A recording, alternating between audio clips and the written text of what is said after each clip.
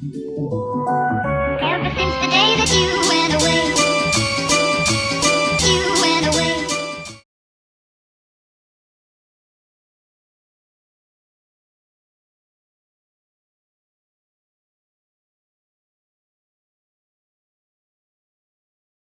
Hi guys, my name is Andra. I make commentary on lifestyle videos. A while ago when the Black Lives Matter protest started, after the death of George Floyd, I made a video called 10 Ways to Help Black Lives Matter or something like that. And since then, I have decided that I'm gonna make this a thing for my channel. I'm gonna try to diversify it as much as possible, from socio-political causes to just different charities to sustainability and environmental stuff and animal rights, and just like diversify as much as possible. So this is not gonna be like a scheduled thing, it's just gonna be whenever I find something. So compared to the BLM research that I did of, ways to help, this has been a bit harder to find good resources, but I'm gonna try my best to provide you with what you need. The first way to help Yemen is obviously donate. There are several organizations that do this, and I'm gonna leave some on the screen for you guys.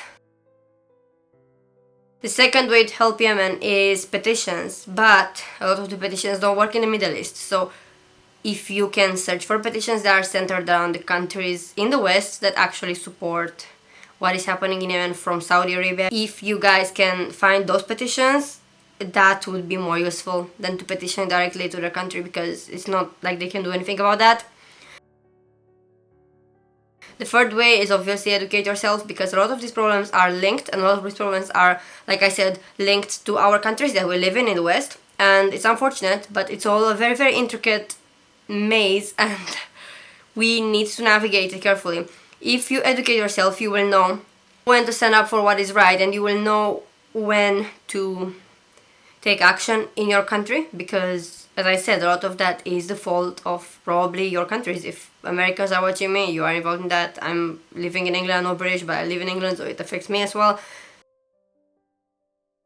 The fourth way to help Yemen is through the phone app, which is called Free Rise, and this app is like a trivia app, so it's you answer questions to your knowledge, and all the money that is being raised through that is going straight to giving people food from different countries, including for the crisis in Yemen. This app is very, very useful, so please, if you have some spare time, just download it. I think it's free.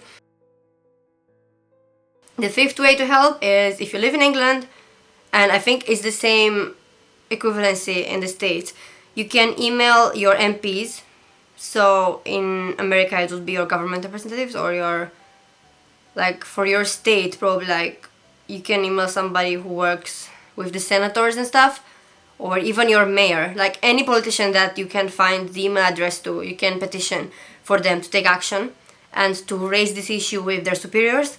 That is something that is within your rights to do. So for us it will be the MP, as I said, but I'm sure that other countries have something like this. You can just email them. You will find email templates for, I think Black Lives Matter has some, so all you need to do is just adapt them to the situation that you want to talk about, which would be Yemen in this case. So just change it around a little bit and you're good to go. The sixth way is to follow different advocacy groups. I'm gonna leave some on the screen, and as I said, best way for us to actually help is to educate ourselves and know when to take action within our countries, because there is no way for us to help them directly other than providing them with food, but that's not gonna be nearly enough. The seventh way to help is the website called Share the Meal. So that website, you can donate, and they will give food to people from different poor countries, and that is quite an extensive list. The eighth way to help is raise awareness. Like I said on my Black Lives Matter video, even if you don't have the money to donate, that is fine. We're all going through stuff. My job has not been the same since the pandemic started, so I feel you 100%. I know that it's not easy to just get money out of your pocket to donate, but raising awareness on your social media, especially if you have a following, that can help to even convince one person to donate, because you never know. Your followers might have a better financial situation than you do, and they might feel like they sympathize with the cause and they might help. The ninth way to help is watching YouTube videos that donate to Yemen. I'm gonna leave some as well on the screen. and in the description down below.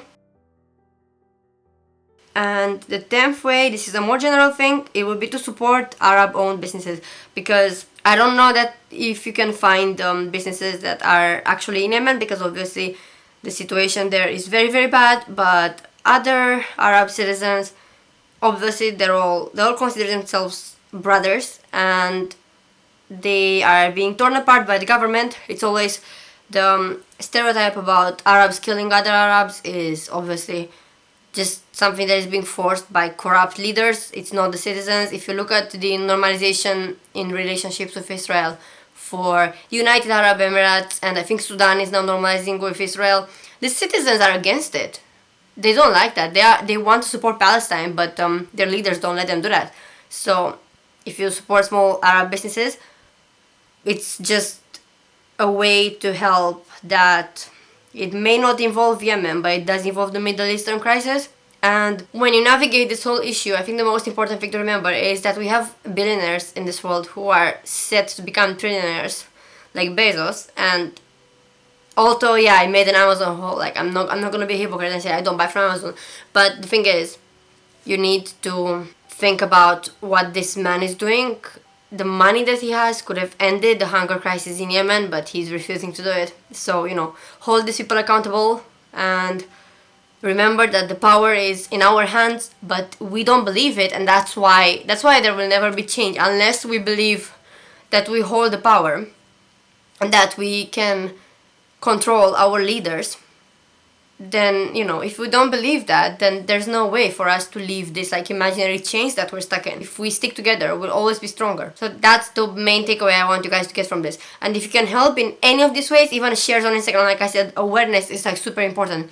So let me know what you think about this video. If you want me to talk about any other humanitarian crisis or socio-political issue or just anything, let me know in the comments down below. Subscribe to my channel for commentary, lifestyle, and this kind of stuff, like activism, I guess.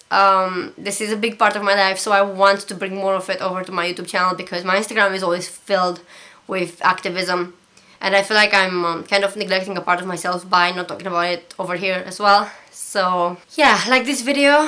Hopefully this can get seen by more people. You can watch my BLM video as well. I'm gonna leave it somewhere on the screen for you guys, and I'll see you next time. Bye!